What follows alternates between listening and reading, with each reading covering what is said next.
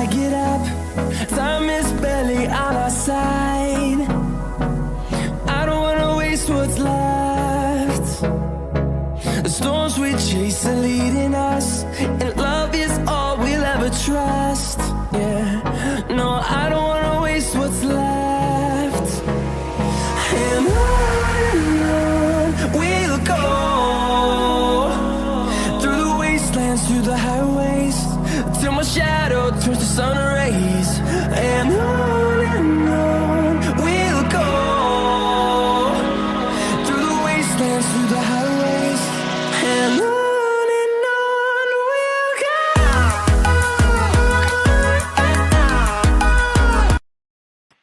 Good evening, everyone, and welcome to Sign of the Times. Thank you for joining us on this beautiful Friday night. It's a beautiful Friday evening. It is my sincere prayer that you all have had a wonderful week, a successful week, a week that dreams are coming true, that things are coming to fruition for you, that you're able to start seeing what you've been hearing for years. Thank you for being here tonight. Thank you for still being with us. I want to thank you for taking time out of your busy schedule to join us tonight. Those of you that are watching by way of YouTube, our YouTube channels, we want to ask you to just hit the share button, the like button, hit those hearts and hit those thumbs up, share it, tag someone, do a watch party where you can just watch and do whatever you want and it keeps playing. Those of you watching on our YouTube channel, thank you for joining us tonight. Those watching on Roku, thank you for joining us tonight. It means so much to us that you taking time to be with us tonight as we get into something that I'm sure you've been wanting to talk about. We're going to get down and dirty tonight, and I'm excited. I want to remind you to continue to do what you have to do. Continue to hand sanitize yourself. Wear your hand sanitizer. Put it on. Put your sanitizer on. Continue to do what you need to do. Wear a mask. Put a mask on. Cover up that beautiful, gorgeous, handsome face of yours. Why? Because we need you here.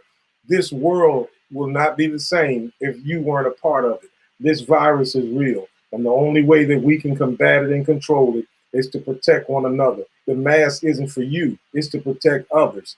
Do that. Let's do this, my friends, so that we all can hang around here until we're just old and broke down. I want to thank those of you that have helped us come on the air. We want to thank you for your contributions. This broadcast is just free. You all know that. We're doing all of these channels at cost, and I want to thank you for your contributions. Those of you that want to contribute, you can do that by sending your donation to the $ Eagle Alston Cash App. Any amount will help us. We appreciate your contribution and help. I want to say a special thank you to our two sponsors, those that have really reached out to us to really help us come back every week. Number one sponsor is the one and only Sly's Famous Diner. Sly's Famous Diner, located at 801 East Broad Avenue, Suite 22 in Rockingham, North Carolina. That's Sly's Famous Diner, located at 801 East Broad Avenue, Suite 22 in Rockingham. I'm telling you, if you're in the Charlotte, Rockingham area, my friends, you haven't had soul food until you tasted some of Sly's lemon pepper chicken, the ribs. Let me tell you, they don't know that I know, but I know the recipe for the ribs. They dip the ribs, they batter the ribs, they do something to the ribs, and then they cook it in anointed oil from the old school church. They got that old anointed oil in the big olive oil bottle, and they just pour anointed oil over it, and then they put barbecue sauce on it. You have it all dripping. It is just unbelievable. The squash, the yams, the homemade. I'm feeling it down in, as somebody said, down in my la. I'm not, it going past my sha-na-na. It doesn't reach down to my la.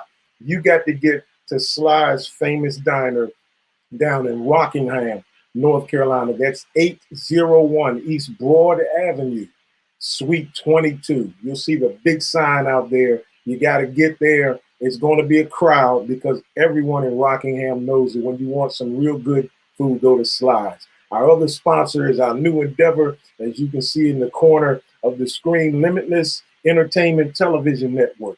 And the website to that is limitlesstv1.com, where you can go and you can watch broadcasts like this. You can watch church shows, exercise programs, You can watch movie clips. You can watch free cable. I wasn't supposed to say that, but free cable television. You just go to that website, Limitless TV One, and click on free TV. You can sit there and watch all of your shows. Thank you for our sponsors. Go again, if you want to help us, feel free. We're here not for me, but for you to answer the questions. Listen, I've said enough. Let me get out of the way. We've got a special guest tonight that I'm excited to have. I've wanted to have for a while, but I felt like, you know, some people are so popular and so famous, they don't have time for little old us.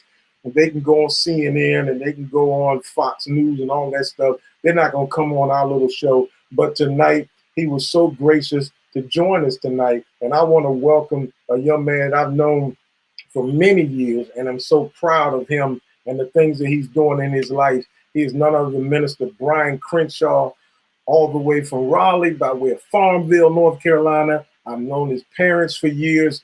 The great, the one and only, the legendary, the legend, the iconic preacher himself, Bishop Milton Crenshaw, and his mother, Pastor Solange Crenshaw, his family. We've been knowing him for years, and he has so graciously joined us tonight to just talk tonight and get some things out there. And I believe we're going to have a good conversation tonight. Thank you for joining us, my brother. Appreciate you.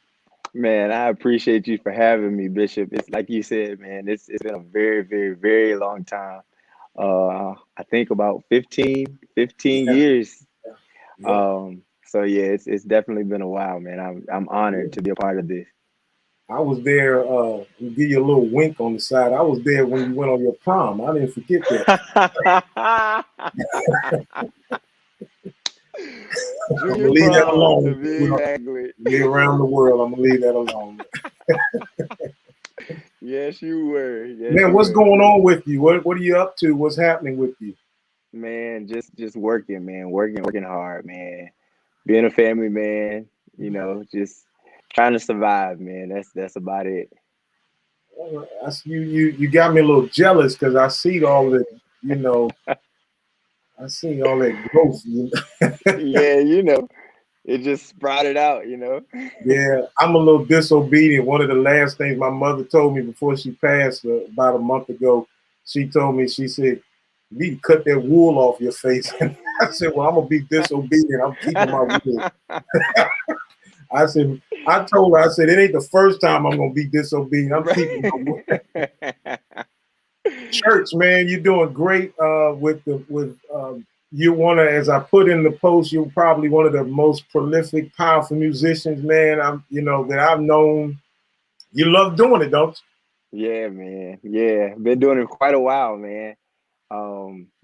I don't know even how to explain it. It's just a part of me now. But you know, with the pandemic and everything that's taking place, it kind of put some things in perspective. I haven't played as much over the course of the past year, but it's kind of allowed me to hone in on some other gifts and other ideas and just branch out and do, you know, spend my time, you know, elsewhere. And it's actually been a blessing in disguise, honestly, because about 5 years ago now, I walked into ministry and I was really kind of battling with what that looks like as far as me, you know, being a minister, being a preacher, also being a musician, even coming here known as a musician, then becoming a minister, walking in places where I wanted to be recognized as the minister, but people only knowing me as a musician. And it was quite interesting. I really asked God, you know, how do I redefine myself? And then the pandemic happened. So it literally shut that avenue down. So I really only had to define myself as, you know, somebody that's knowledgeable of the word, somebody that's, you know, so that's kind of a blessing in disguise. And that's interesting. Before I get into this, I do want to ask those that are watching, please feel free to type your comments or questions in the comment section so we can all talk to this great young man of God. I say young man of God. We just experienced an event in the United States of America, our election. And I said that on purpose. And I went old school. I said United States of America. Yeah. Not America. The United States of America. And there's a different view of our nation and politics with the older generation, those that are 60, 70 years old, even 50 years old, than it is of a person in their 20s and 30s. A person in their 20s and 30s tend to see things differently. Right. I want to ask you, as a part of the younger generation that's coming up and beginning to take over and make your move in the church. You mentioned that things have shifted for you as a result of this pandemic. And I want to get your views on the pandemic and the church, as opposed to how the older generation, hopefully, your dad is watching tonight. If he is, give a shout out to the great Bishop. Thank you for watching, Bishop. He's about, your dad's about 107, and he's gonna kill me for that, but I had to go to that. He's older. He's about 107. You, as a young man, you'll tend to see things differently than we do as older ones. The pandemic came. The pandemic affected businesses. I remember seeing New York, Philadelphia, D.C., Baltimore, downtown was shut down. It's affected the school system. Kids are still virtual. It's affecting hospitals. You can't go visit. You just can't go to the hospital like you used to. It's affected nursing homes. And it's affected the church, like you said. My question to you is, how has it affected the church? And were we prepared for it?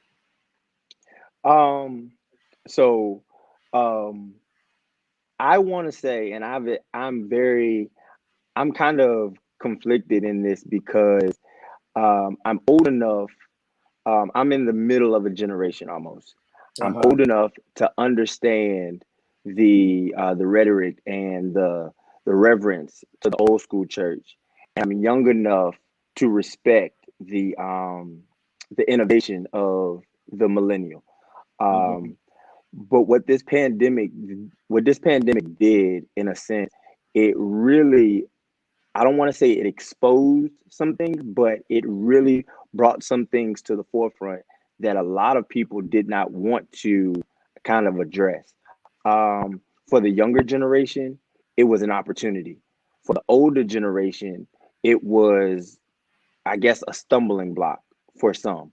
And I can't speak for all because I'm not, able to speak for all. But for some older or seasoned saints, they were kind of at a crossroads. What do I do?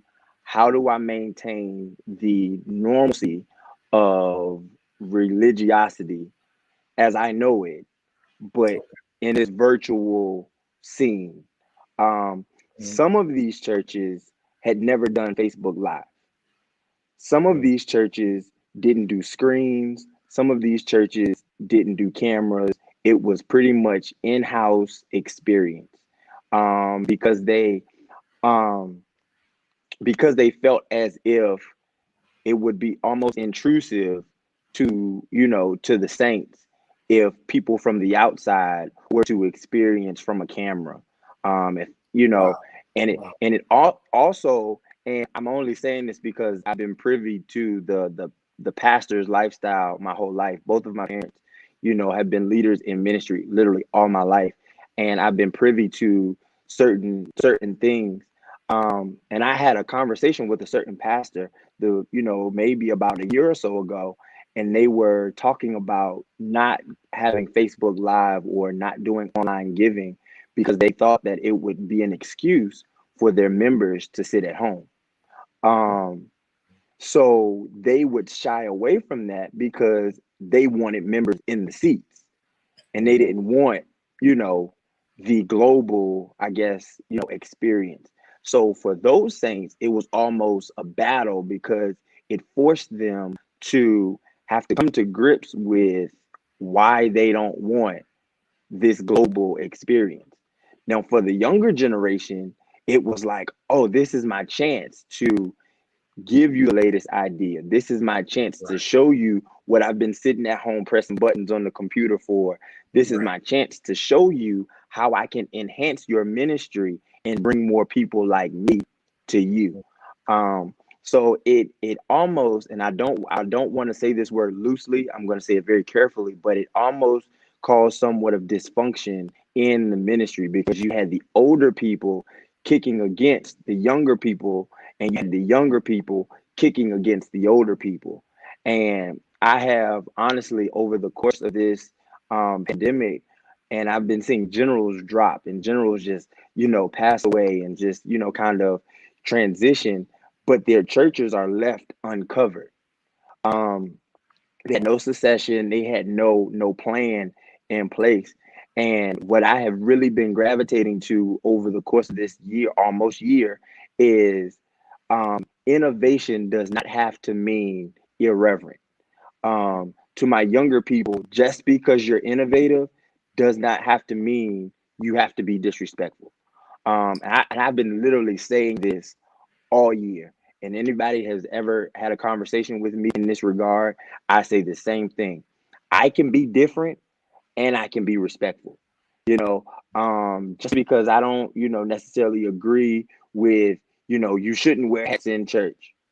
I don't necessarily, I understand the respect aspect of it, but there is no written law that says you're not supposed to wear hats in church. I'm not going to crucify the pastor who allows people to wear hats in church, because what you do in your home is what you do in your home.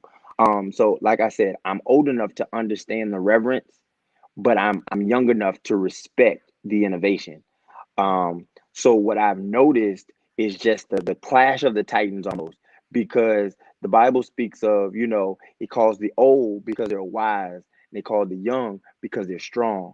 And it was almost, I'm going to use my strength against your wisdom, when you have to realize that we both need strength and wisdom to make this thing work. Let me ask you a question. I hope you don't mind. I call you Brian. No. Go for it. You're young enough to remember your first car. Absolutely. And your car that you drive now, is it that much of a difference in the two? Ironically, somewhat, but not really. Okay. So I'm 30. I'm 31. So my first car was a 2003 Honda Accord. Okay. And I mean, it was, it had the 5-disc changer. It had the whole navigation system that was, becoming popular in the cars. So now it's pretty much same deal, just, extra accoutrements or whatever you would have, but nothing pretty much different. Now, the reason I asked that, my first car that I right now, I have a Ford Mustang. Well, my first car that I had was a Ford, but it was a 1974 Ford Maverick. I know your dad's like, oh yeah, I remember that. Yeah. I had a 74 Mustang. I mean, a 74 Maverick. Now, the reason why I'm saying is, my first car was a 74. Now I have an 18 Mustang. Mm-hmm. You see the difference? I started out in one thing and I made this transition to where I am. Do you think that a lot of you mentioned the old ones that's fighting against the young, do you think it's the fact that the old ones came up during a time when we had telephone booths and you had the rotary phone and then we went to and now you have iPhones and it's difficult for them to transition to what's now. It's difficult to leave the horse and buggy stage. Whereas the younger generation is saying, why don't you guys get this? Because this is all you've ever known. Right.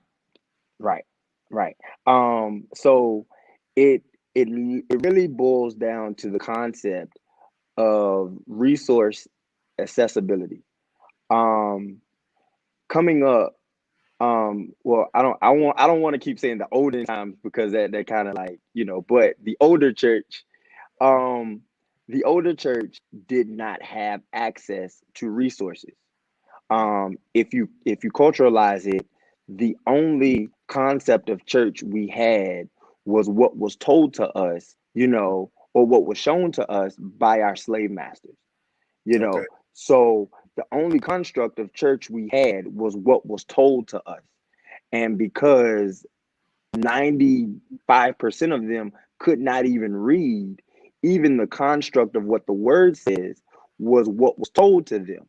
Right. They could not, they could not access it for themselves. Now, fast forward, here it is in this generation when everything is accessible. I've Right. been playing bass now, going on 19 years. And even 19 years ago when I started, YouTube was not a thing. Right. 19 years ago.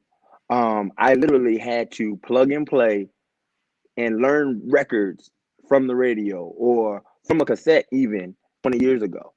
Now you can go online and you can learn in 5 minutes from YouTube because of the access of resources. So I think the divide comes in when we're like, why don't you get it? And we don't realize that we have more access Right. to resources Right. than, Right. Because your exactly. So dad, and I hate to keep bringing him up, but he's a good reference point because he can understand what your dad and I myself growing up. If someone had said you got an opportunity to minister and to speak and to be around the world, we thinking there's no way we can have a world. Now, right now, we're being seen all over the world. Let me ask you this question, Brian. Based on what you just said, give the church, in your opinion, as a young man in the 30s, what kind of grade did the church have during this pandemic?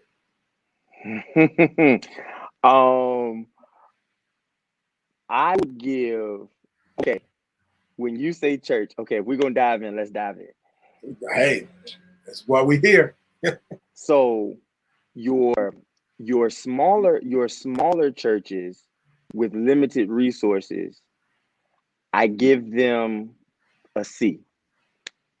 Okay. Your churches that lean more towards business, I give them a B. And the only reason I give them a B is because they have solely taken the construct of religion almost completely out of the picture. Almost, it's almost just a production. Wow. If I can create a production for my people, then I'm still having church. And I'm gonna be completely honest with you. Like, I'm a church kid. I've been in church literally all my life. So I love the gathering. I love the experience of church. However, I want the experience of church to be genuine and not conjured up or not created almost. It has to be genuine. And I give your smaller, less resource driven churches, I give them a C because they've maintained. Now, granted, some churches they had a really hard time in this pandemic because they rely on the offering. Let's just say that they rely on their offering. They rely on the tithes of their members. They rely on the offering, and when those stop coming, they have no backing. And it's almost goes back to the limited resources. Oh, hey, Mom. It goes back to the limited resources. So what we're experiencing now is you have a lot of smaller churches that felt the strain of not having offering. So they really said, okay, we're not having offering anymore, and I have to figure out a way to still have church and still have an offering. And it's become, honestly, it's kind of a toss-up, because you have a lot of people who are just like, I want to go back, but I don't really feel safe enough to go back. I really want to support you, but my conscience just won't let me. I'm seeing too many things happen. I'm seeing too many people die. I'm seeing too many news stories. I'm just not safe. And honestly, as leaders, we just have to respect that from our members, and we have to figure out a way to bring ministry to them. All right. Before we came on, ladies and gentlemen, I did warn Mr. Crenshaw of that on this show. Occasionally, I do open up what's called a can of worms, and I never plan on doing it. It just happens. And so right now, I want to open the can of worms. He gave me the can, and I'm going to open it up. The can is, you said that that churches tend to come back in, you said, and you mentioned offering. Here's a can of worms. How much of it is, especially, and you don't really know whether it can be said for the smaller church or the larger church. How much of it was to come back for the offering to maintain the building, and how much it was for an offering to maintain that pastor's lifestyle and salary and way of living? Because he's got a car note, he's got a car note and a mortgage to pay that the church was paying, and now he needs his money. Right. So my wife drilled this in me, like literally since the time we started dating, and I really did not understand this concept until later on. Like I'm a skeptic. I've been all my life, like I'm working on it, but the Bible says to the pure all things are pure. So what I really tried to do is I really just tried to have pure intention when it comes to people's motives. That frees me from the burden of having to figure it out, or it frees me from the burden of having to fix it. So I really can't speak to how much of it is offering, or how much it is to upkeep the lifestyle, but I do know that some of it is literally to keep the building's doors open for one reason or another. Some people, and I'm just gonna say it, some pastors are only pastors for significance. Some pastors are only, we can open a lot of cans like this. You got to talk about that. You got to talk about that. What do you mean by that? when I say some pastors are just pastors for significance, I really don't have a lot to offer in a workplace, so I'm going to use and manipulate my knowledge of the word to have people say, "You're such a great man of God." I'm going to use my manipulation of the word of God to say, "You're such a giant in the kingdom, and I don't know the first thing about taxes. I don't know the first thing about real estate. I don't know the first thing about, anything that makes me a holistic man." So we manipulate our knowledge of the Bible for significance, because in the pulpit, I'm a giant. But the moment I get in my car, I'm driving home trying to figure out how to be a man. So a lot of this is to keep our doors open so I can maintain that level of significance. I agree. I agree 100%. I've said the same thing. Where can you go as a man? You can't go to your job and be the president. But when you come to church, you're the president of the deacon board or the trustee board. I agree 100%. Absolutely. And it's crazy because on my job that I work, I'm a farm tech for UNC Specialty Hospital. So I go to work every day, and maybe 3% of them know that I'm a preacher. None of them call me minister.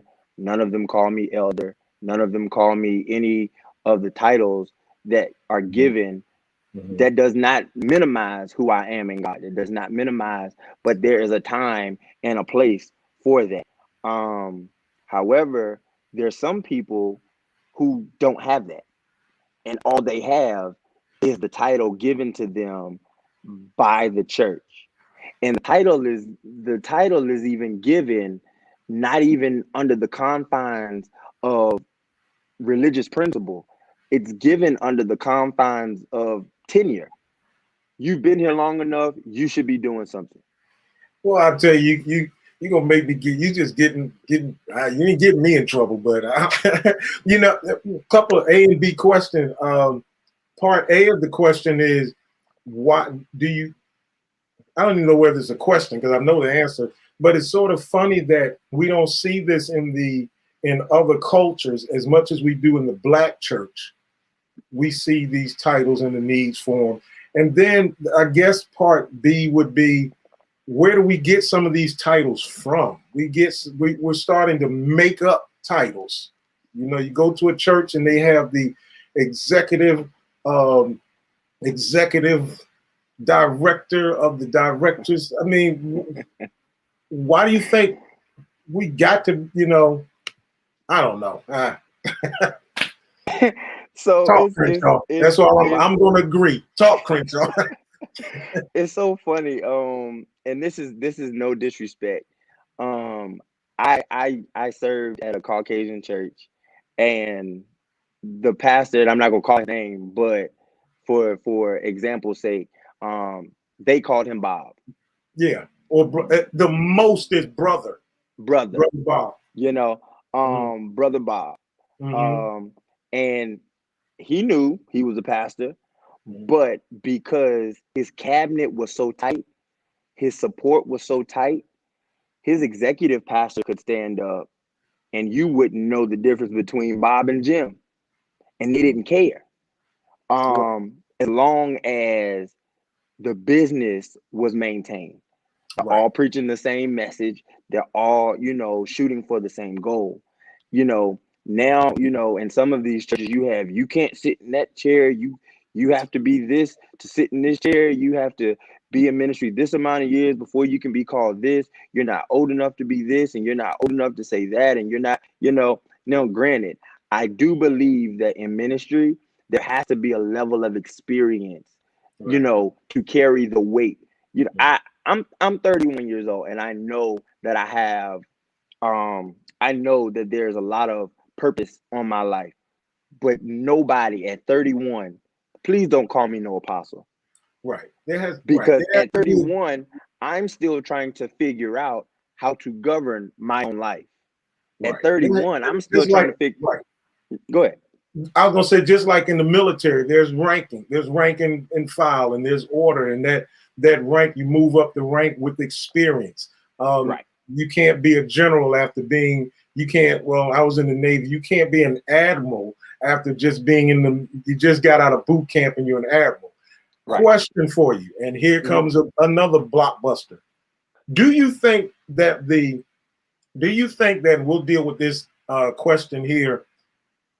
And after I ask this question, do you think that the messenger has become more popular than the message? Absolutely. Absolutely. I will say in some confines, I'm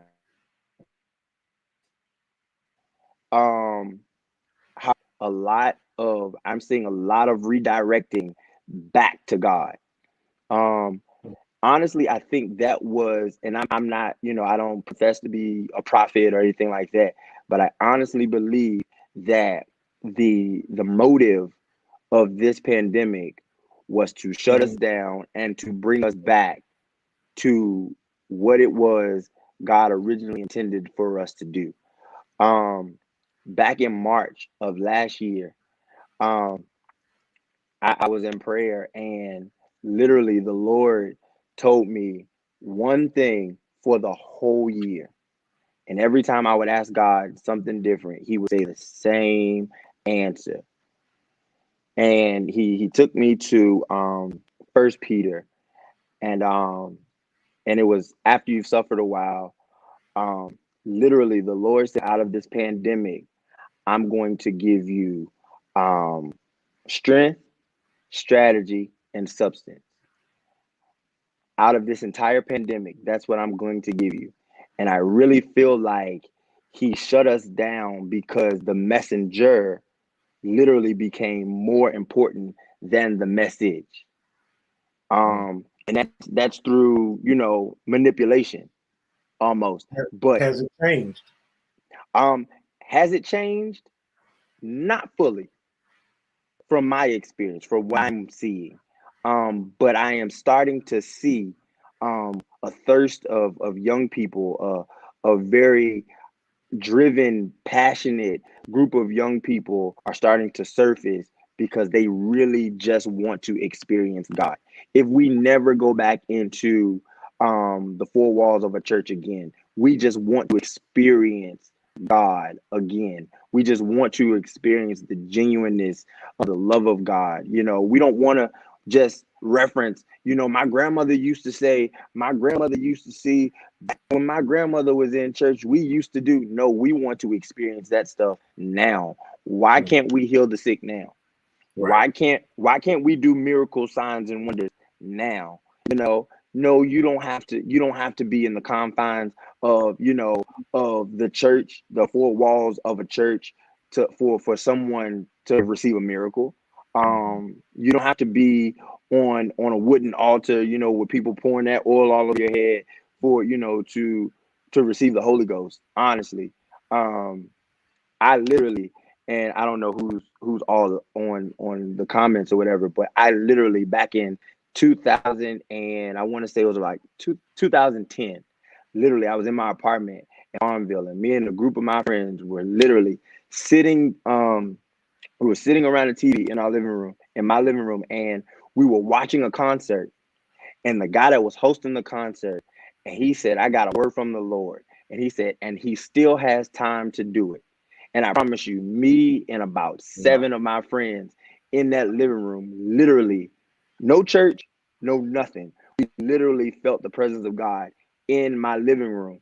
And that lasted all night. Like, we literally had revival sitting in my living room from that experience. So I don't want to say we need the confines of church to experience that. But I do see a wave of young people, a wave of fresh ideas, and a wave of new minds that are coming together that's going to bring the true essence of what God really intended for us back to the church.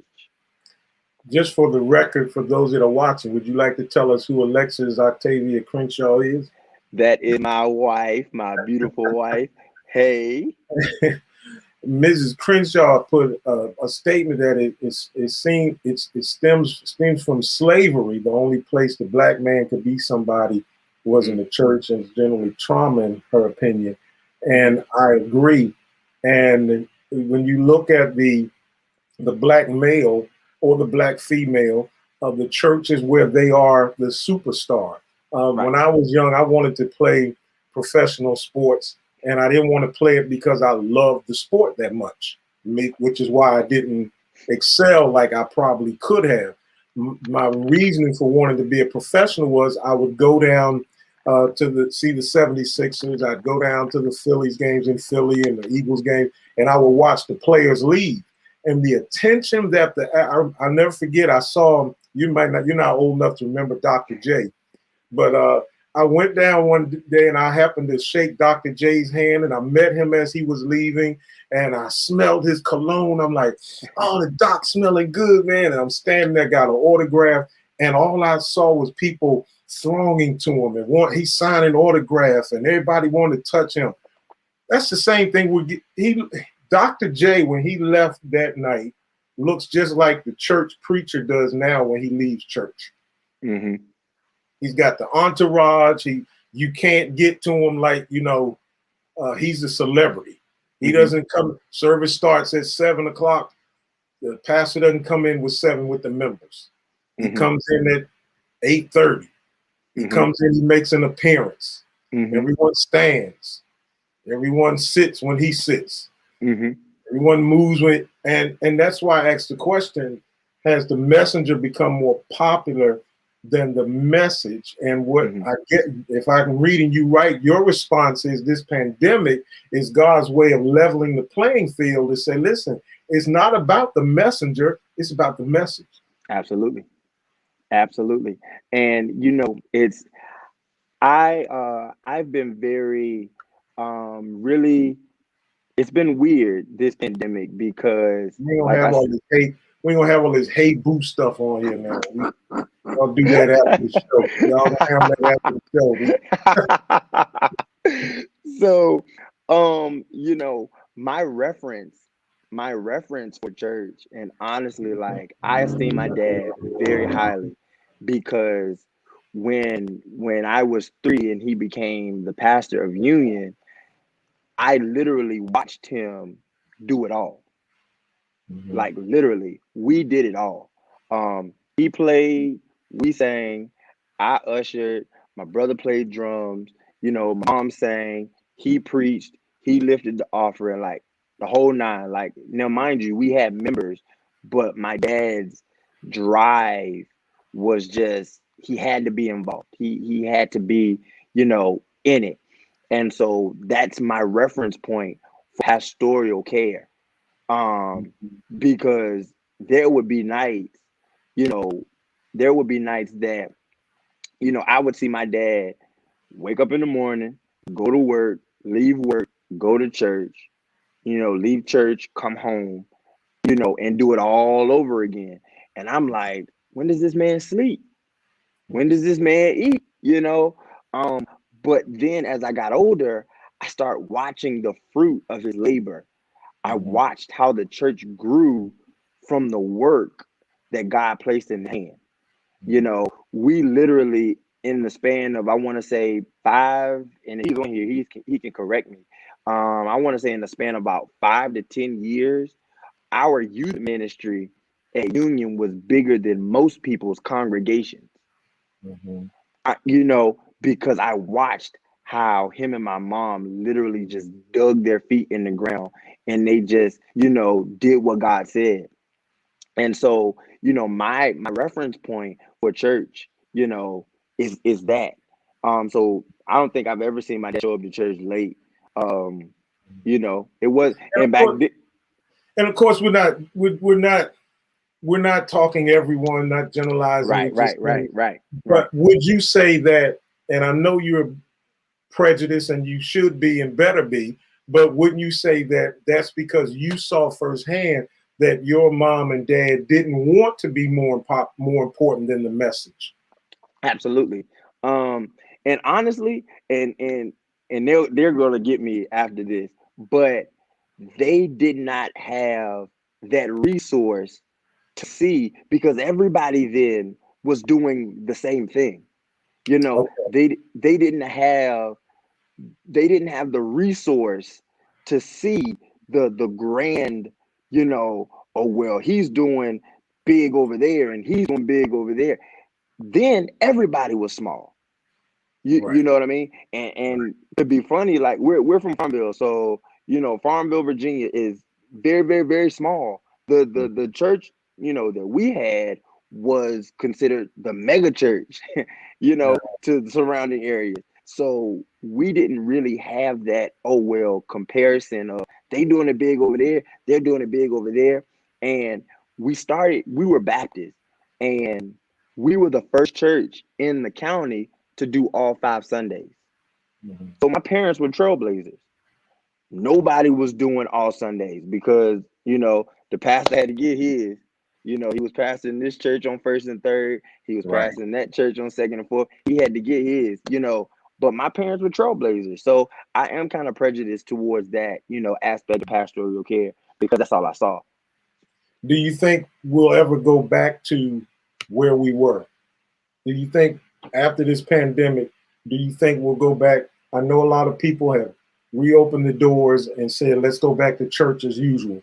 Do you think we'll ever get back to church the way it was? Or have we turned? I remember I think it was your dad. I'm almost certain it was your dad that talked about turning the page. I think it was. I know. Yeah.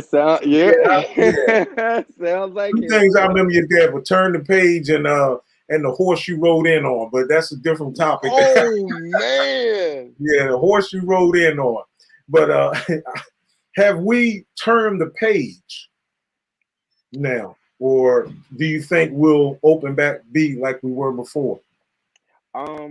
I think that we are in the most important component of this virus as it pertains to our actions and what we do next. The beginning of last year, Apostle declared that the year to pivot, and he did the whole year, the whole series on how we really need to pivot, and it was amazing. But I did not realize it until this very moment that we are in the most important moment of this virus, because we've had a year to figure it out. We've had a whole year to figure out what's next. You know, what worked, what didn't work, what could have worked, what we were afraid to try, what we need to remove fear from and just launch out and do. We've really had a whole almost year now to figure those things out. So now that we are, I don't want to say we're headed out, because I work in the health field, and contrary to popular belief, this thing is real. And I don't care how they try to dumb it down. I don't care how much they try to, say, if everybody gets the vaccine, we're out of this. This thing is real, and I'm going to leave it there. But next year, this coming year, is going to be very pivotal for the kingdom. How you use the strength of the youth, how you use the wisdom of the old, is really going to it's going to be important now. If you did not have a succession plan for your ministry, this is the moment you do so. If you don't have financial backing for your ministry, aside from the 20 people that tithe on a regular, this is the moment to do so. If you don't have extra streams of income that your church name as a business or entity can be placed on, this is the moment to do so. Because literally, even before the pandemic, I want to say the church at large was about 15 years behind. Okay. The church was about 15 years behind. And I say that because, like I said earlier on in the broadcast, we didn't want to do screens. Right. We didn't want to do lyrics.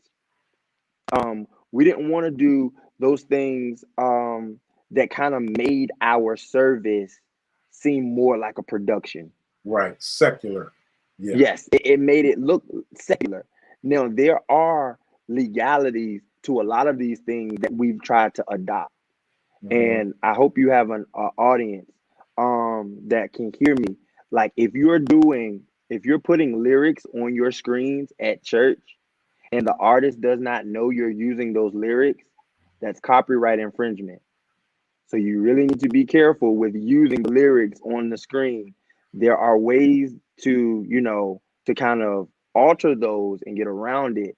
But we saw it, and because we didn't want to do the research on it, we said, well, that church got 1 million people and they're doing lyrics on their screen. So if I do lyrics on my screen, I can get 1 million people. But we don't know the cost that they paid to get the lyrics on the screen. So if I decided I wanted to do Let It Rise by William Murphy on a Sunday morning, and William Murphy walked in my church on a Sunday morning, and I had his lyrics up on my screen, I now owe William Murphy some money. So I really want us to be careful with the components that we use as, almost as a overcompensation for what we really don't have.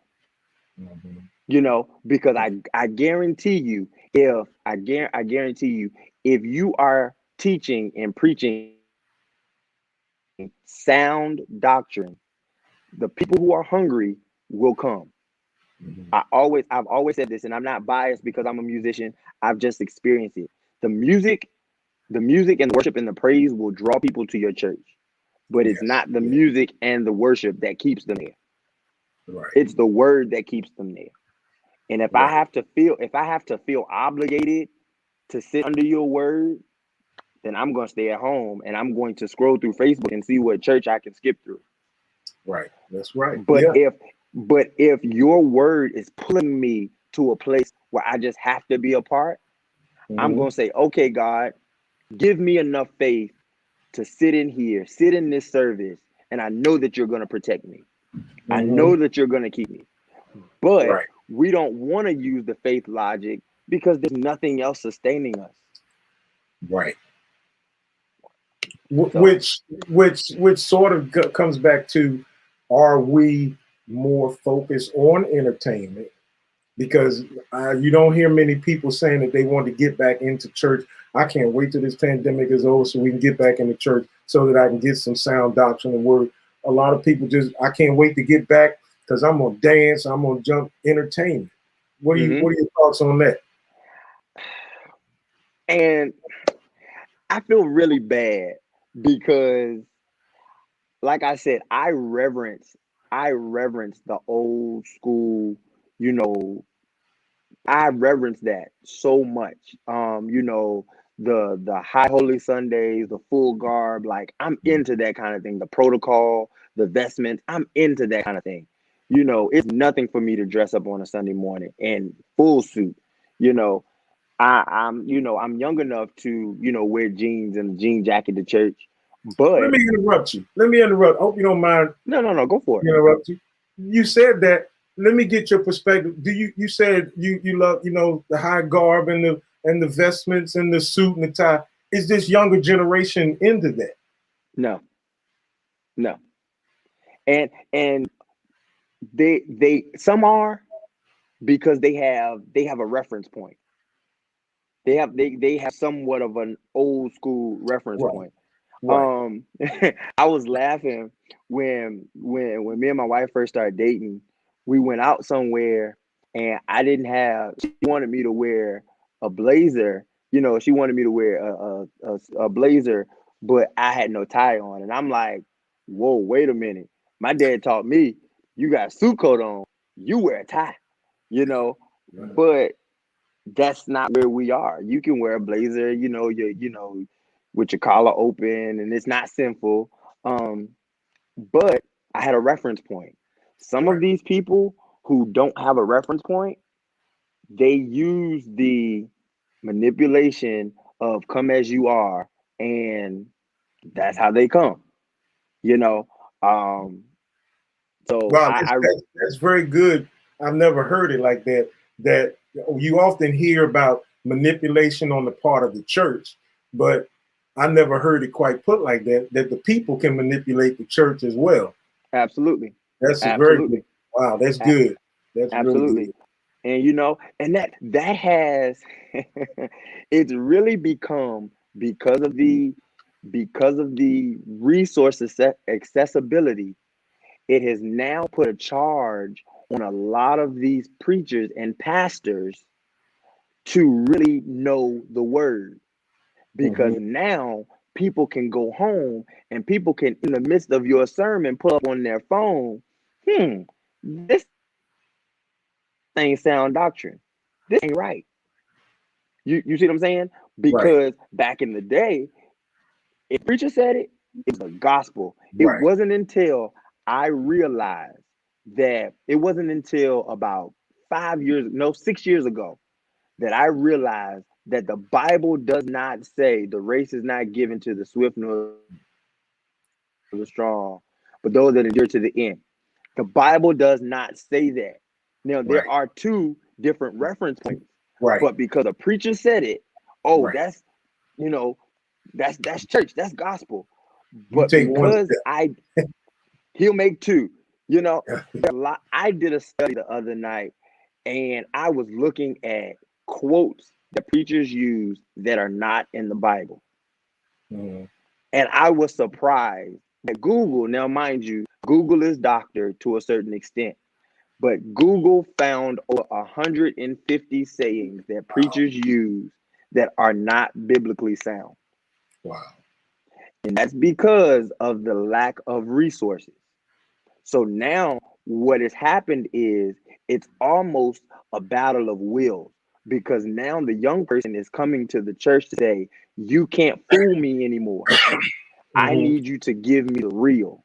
And now the old school, that all they know is manipulation, all they know is reconstruction of the word. They're trying to figure out how to how to manipulate the word in a way that the new won't know. That's good. I tell you why I think it's so good, um, because years ago you would have preachers, even now you have preachers that will preach and they will say, well, the word, I'm just throwing this out. This is not, let me give a disclaimer. This is not true. I'm just using an example. Preachers will say, the word bottle in the Hebrew comes from the word conglomerate, which means open plastic. And like you said, the only thing we can do is take it and run with it. Now we can, while the preacher's saying the word bottle in the Hebrew means conglomerate, which means plastic, we're sitting there Googling. We're on our phones anyway, acting like we're reading the scriptures. We know we're Googling. That ain't what that word means. I go to etymology online and find out what every word means. Absolutely. Absolutely. And it's interesting, because now the people who are unlearned, the people who were bamboozled and were manipulated, are looking at other people like, why don't y'all get this? Y'all aren't jumping and hollering every time he asks for a seed, because we woke up, like we know what that means, and you know so like I have with myself, and the Lord has really had to humble me. I've gone to some churches, and they'll start raising offerings, and I start looking around, and I'll be like, what bill they gotta pay? What bill they trying to pay today? What they trying to whose honorarium are they trying to pay? And it's unfortunate. You really, wow, you open all kind of worms. Where your can at? Yes, sir. Because and I mean, it's not about trying to, it's about just truth. And it's become, I posted something today, I think it was today, one of my favorite quotes that I love. As a football coach, I studied Vince Lombardi, and one of his famous quotes says that ability will take you to the mountaintop. The character will keep you there. And a lot of what we call in the church anointing is just ability. And you got to have the ability. Listen, I'm not saying that I'm the greatest preacher in the top 1 billion. I'm at the bottom of the list. But one thing I've done over the years is studied and learned. You got to know you can work a crowd. It's working the crowd, knowing how to speaking 101, knowing when to speak, when to elevate it, when to come down. Because listen, if I talk softly, you're going to get on the edge of your seat and listen. When I knowing when to do all that, and I'm, hey, I may lose some viewers when I say this. You people know how to work a crowd when it comes to raising money, knowing when to ask for it, and to use the word that you said, it's manipulation. But I believe that if you're just genuine, people will do what's necessary. I'm sorry, I didn't mean to get on that. I'm in trouble. let me bail me out real quick. Bail me out. Tell you something. We in it now. I literally I've been pulled to, over the past 6 months, church logistics. I was talking to my wife the other day, and I sit in services, and it's hard for me to like really tap in, because I'm really watching the logistics of service. Why you do what you do when you do it. The essence of the real meaning of praise and worship, the real meaning of, devotion, the real meaning of, intercessory prayer, the real meanings of an offering, even down to the real meaning of the preached word. I sat in church and I watched, this don't flow. Like, They need to have an executive cabinet meeting at the beginning of every service to say, this is our goal. This is our agenda. This is what we want to produce. So praise and worship speaks to what you want to produce. Offering speaks to what you want to produce.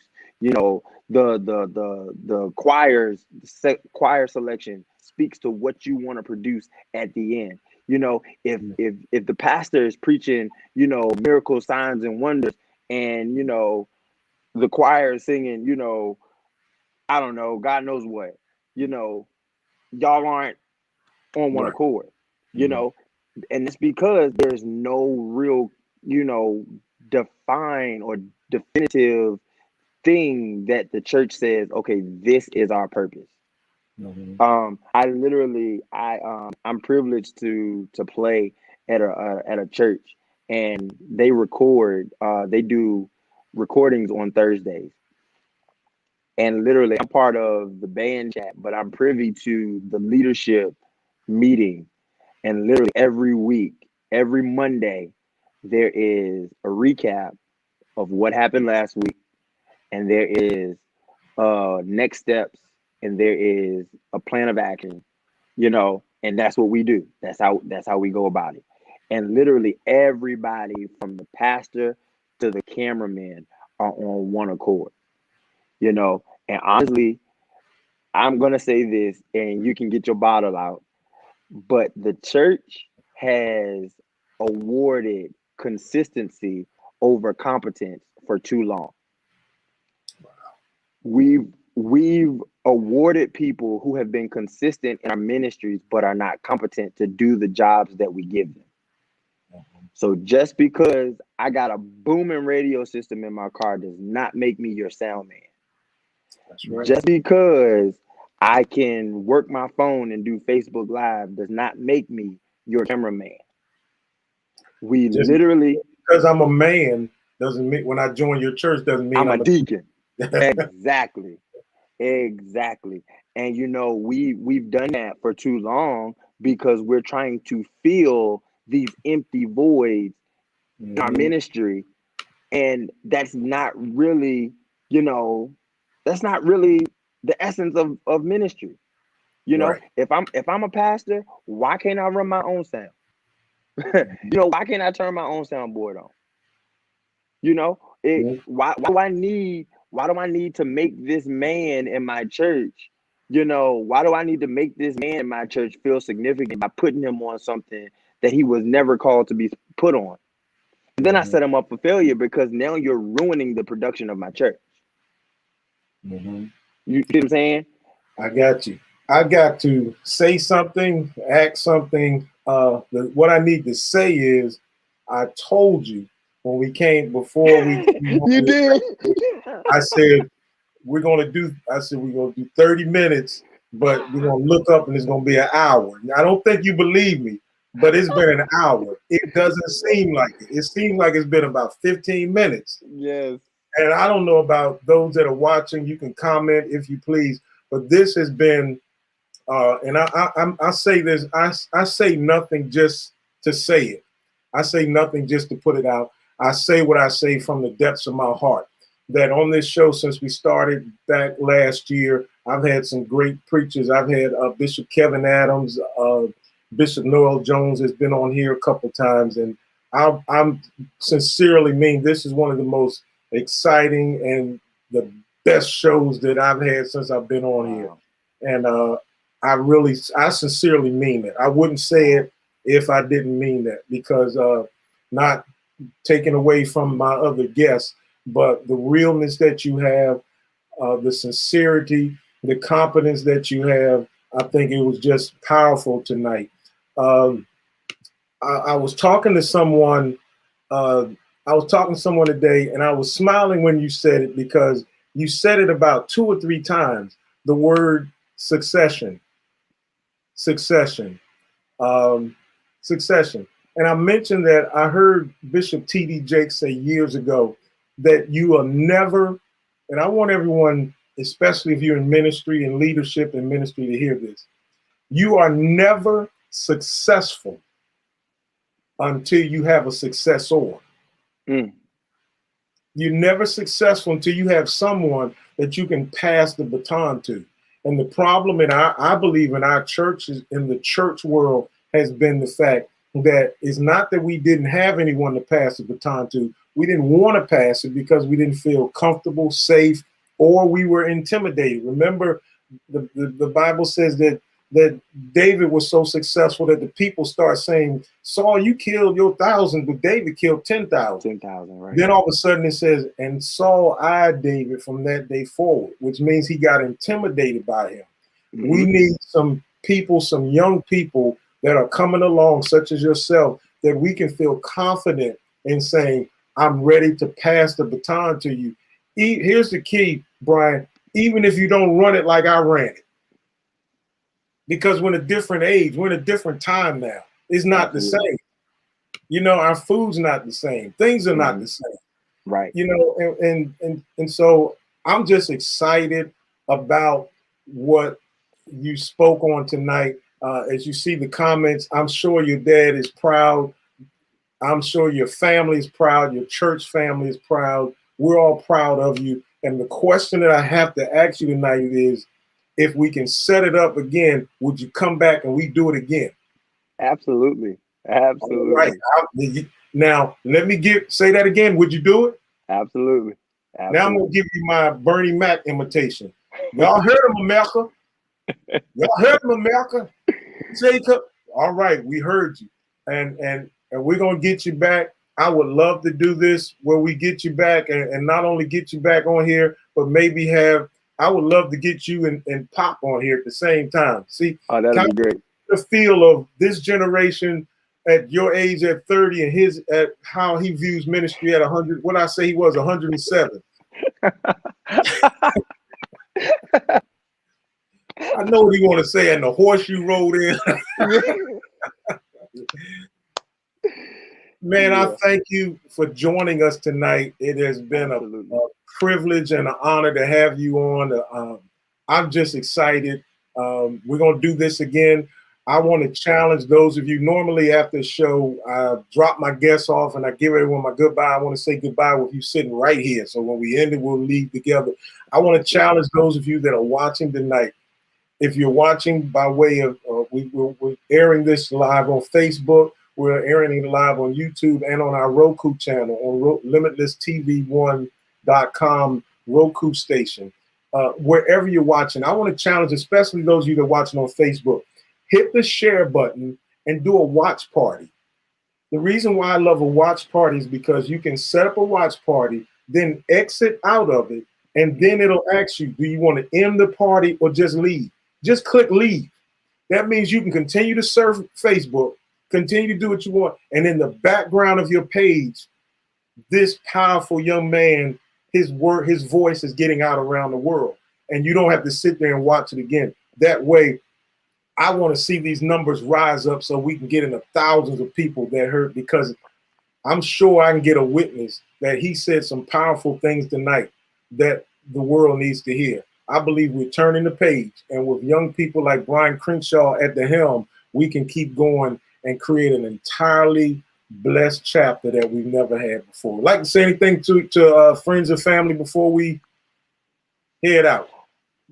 Just thank you again, Bishop. This was definitely a great opportunity. I definitely love what you have going on. I'm in full support of it. Thanks to everybody that tuned in, my mom, my dad, my aunts, my cousins, my wife, my friends, everybody. I have a thirst and a hunger for the next generation of ministry, and I won't stop until we all come to that understanding. So that's what I'm passionate about. I really want us all to get this together. So I thank you. Thank you, and thank all of you for watching again. Check us out on Limitless TV 1, LimitlessTV1.com, and you can watch cable TV. Wherever you are, just click on Watch Live TV. You can watch all of your TV shows, HBO, all of that right there on Limitless TV 1. Also, don't forget, head down to one of our greatest sponsors and friends. Head down to Sly's Famous Diner down in Rockingham, 801 East Broad Avenue, Suite 22 in Rockingham. I told y'all now, if you go down there and get those ribs, you're gonna say, he told us they cook their ribs in anointed oil. I'm telling you, I don't know what it is. And the lemon pepper chicken is against the law. It is illegal in 17 states. Get down there. They're wonderful people. I love that family. The young man that owns the family that owns it, DeMarcus Huff, went through a tragic situation in losing. Mom lost her son, Sylvester, who the restaurant is named after. And DeMarcus, while riding along one day, going to the beach with a gun on the chair, ready to kill himself due to despair of losing his brother, heard his mama's voice and the teaching that she taught him growing up, and took a tragic situation and turned a near suicidal attempt into one of the best restaurants in the state of North Carolina. Support them. I heard a friend of mine say, always support those that support you. Thank you all. Thank you, Brian, for joining us tonight. I appreciate you. We're going to see you again in the future right here on Sign of the Times. Have a wonderful weekend, everyone, and stay safe. And remember, on behalf of Brian, how do I do this? On behalf of Brian and the entire Crenshaw family and the entire union and wherever the church he's at now, all of them that are watching, we love you, and there's nothing you can do about it. We'll see you next time. Hold me close till I get up. Time is barely on our side. I don't wanna waste what's left. The storms we chase are leading us, and love is all we'll ever trust. Yeah, no, I don't wanna waste what's left. And on we'll go, through the wastelands, through the highways, till my shadow turns to sun rays. And on